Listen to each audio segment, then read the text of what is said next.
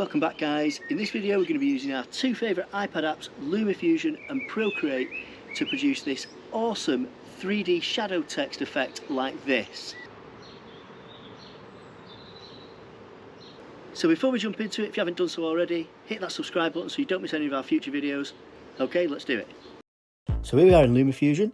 I'm going to use this clip of me standing by our old truck. Now the reason I'm using this clip is because it's a fixed angle, so I've attached my phone or GoPro or camera or whatever I've recorded this to a tripod, or I've rested it on the floor or something. It's really important that you use a fixed angle shot for this effect.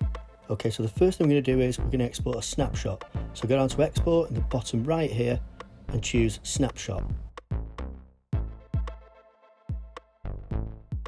Then we're going to open that snapshot in Procreate and go up to the wrench icon and we're going to tap add text. Then we'll just write text, choose a cool font,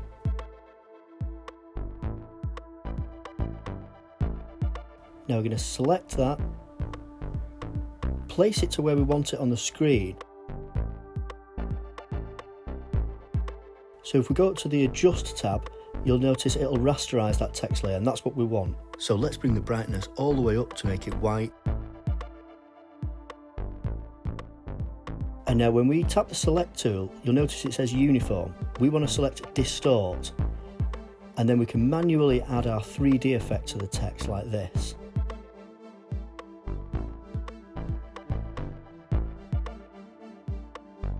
Once we're happy with that, we're going to go up to layers and we're going to duplicate that text layer.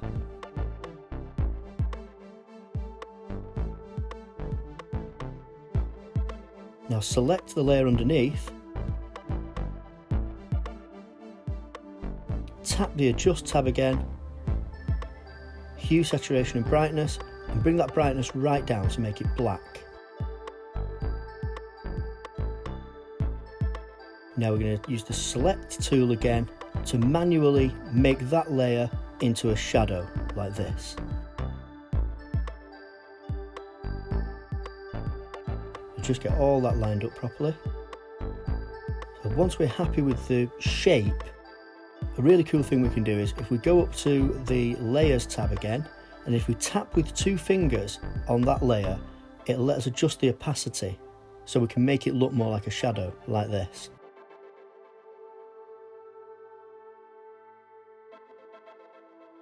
Okay, once we're happy with that, we're going to create a new layer and we're going to drag this layer so that it's above the photograph but behind the text.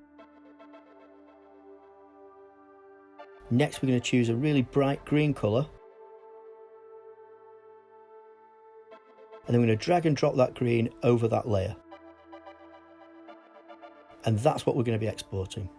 So back up to the wrench icon at the top left, tap share. We're just going to choose JPEG for this, and then if we scroll right down, you'll notice there's a share to LumaFusion feature.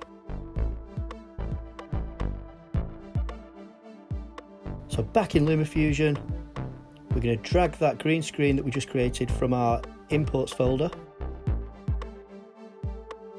stretch it along to the full size of the clip, then we're going to double tap on that, go down to colour and effects. We're going to go up to the key icon and we're going to choose green screen. Now we can use the sliders to adjust things like the edge blur radius, the saturation range. I'm going to take the edge blur radius right down because we want that text to be nice and sharp. Okay, so back on the timeline, what we can do now is we can add some transitions to bring the effect in. Like so.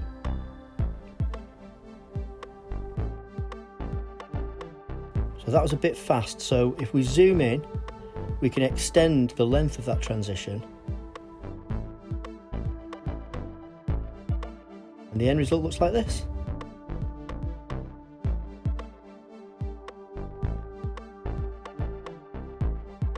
And that's it. If you have any questions at all, ask me in the comments. Thanks so much for watching. See you next time.